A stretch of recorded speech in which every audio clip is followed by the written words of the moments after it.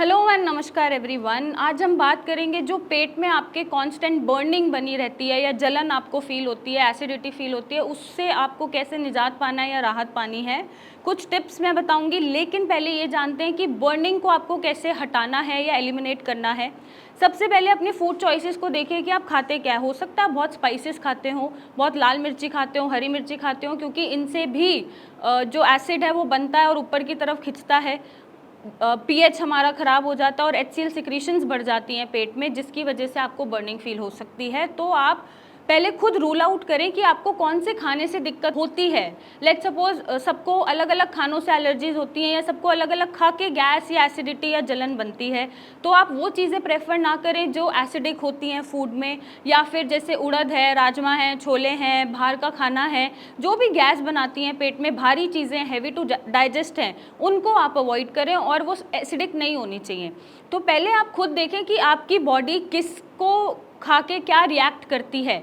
अगर एग्जाम्पल लूँ, जैसे मुझे मशरूम खा के एलर्जी हो जाती है या वॉमिटिंग आती है या जलन बनती है या मैं मशरूम से एलर्जिक हूँ, तो मेरी बॉडी को पता है कि मैं मशरूम नहीं डाइजेस्ट कर सकती। ऐसे ही सबकी बॉडी का अलग अलग एक क्राइटेरिया होता है, सबकी बॉडी अलग तरीके से रिस्पॉन्ड करती है। तो आप पहले देखें कि आपको क्या स्पेसिफिकली खाने से बर्निंग हो रही है या जलन हो रही है, और फिर आप उसका सेवन ना करें।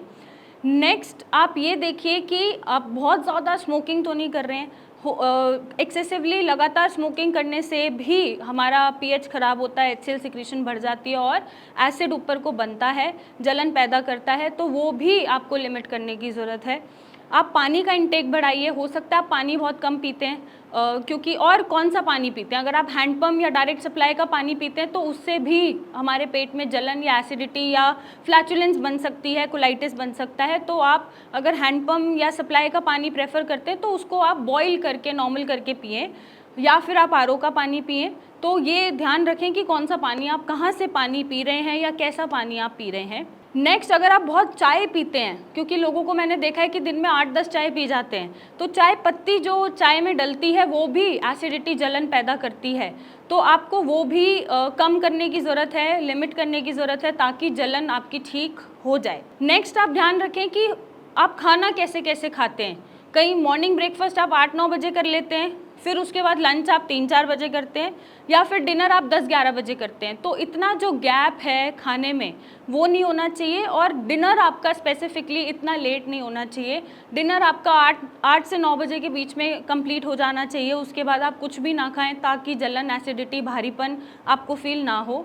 और फ्रूट्स आप कौन से खा रहे हैं। बहुत ज़्यादा सिट्रस फ्रूट्स खाने से भी कभी कभार जलन और बर्निंग बन जाती है, तो आप उसको भी लिमिट कर सकते हैं और आप खुद ही रूल आउट कर सकते हैं कि कौन से फ्रूट से आपको क्या दिक्कत हो रही है।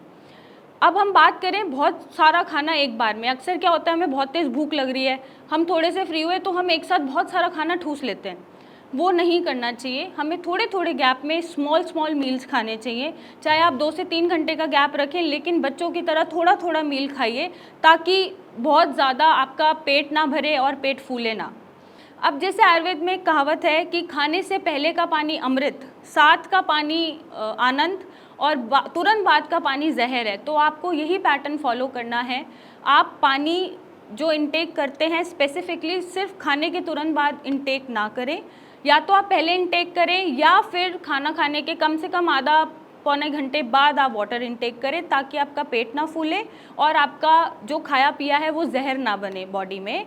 नेक्स्ट, आपको ध्यान रखने की ज़रूरत है कि कहीं आप ऐसी कोई मेडिसिन तो नहीं खा रहे हैं बिना डॉक्टर से पूछे या कंसल्ट करें, जो आपके पेट में जलन दे रही है। क्योंकि कई बार कोई कॉम्बीफ्लेम खा ली या कोई पेन किलर खा ली या डोलो भी खा ली, उससे भी हमें एसिडिटी और जलन बन जाती है। तो आपको ये ध्यान रखने की ज़रूरत है कि आप कौन सी मेडिसिन इनटेक कर रहे हैं। नेक्स्ट, आप ये ध्यान रखें कि आपकी नींद पूरी हो और एक आपका बॉडी का रिदमिक साइकिल बने।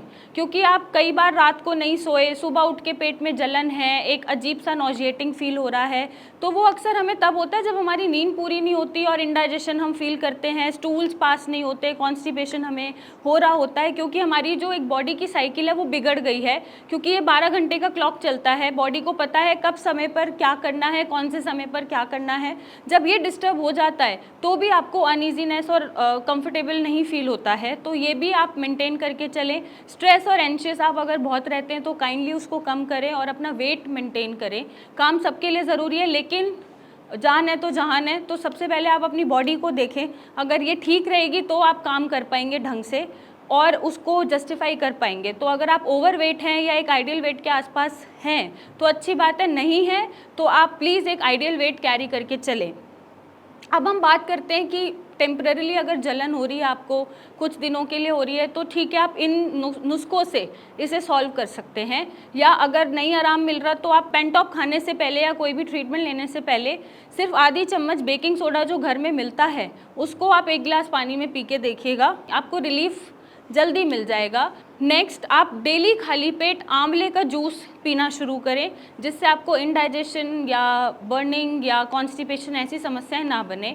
ये फॉलो करें और हमें बताएं कि ये कितना यूज़फुल है। और अगर लंबे समय से ये प्रॉब्लम आपके बनी हुई है, जैसे उल्टी आना या फिर कॉन्स्टेंटली नोजिया फील होना, जलन ही नहीं हटना, कॉन्स्टिपेशन या भूख ना लगना, वेट कम हो रहा है, वेट बढ़ रहा है, ऐसे कोई भी अनयूजुअल सिम्टम बॉडी में दिख रहा है, तो ये हाई टाइम है आप चेकअप कराएं, डॉक्टर को कंसल्ट करें, जो वो टेस्ट लिखते हैं आप उनको करा के देखें, कहीं कोई और बीमारी उत्पन्न ना हो रही हो। तो इतनी अवेयरनेस आप रखें। और अगर इन सारी दिक्कतों का सल्यूशन नहीं मिल रहा है तो आप हमें कॉन्टैक्ट करें, मेरी टीम से आके मिलें और इसका एक सही सल्यूशन पाएँ। So thank you and take care.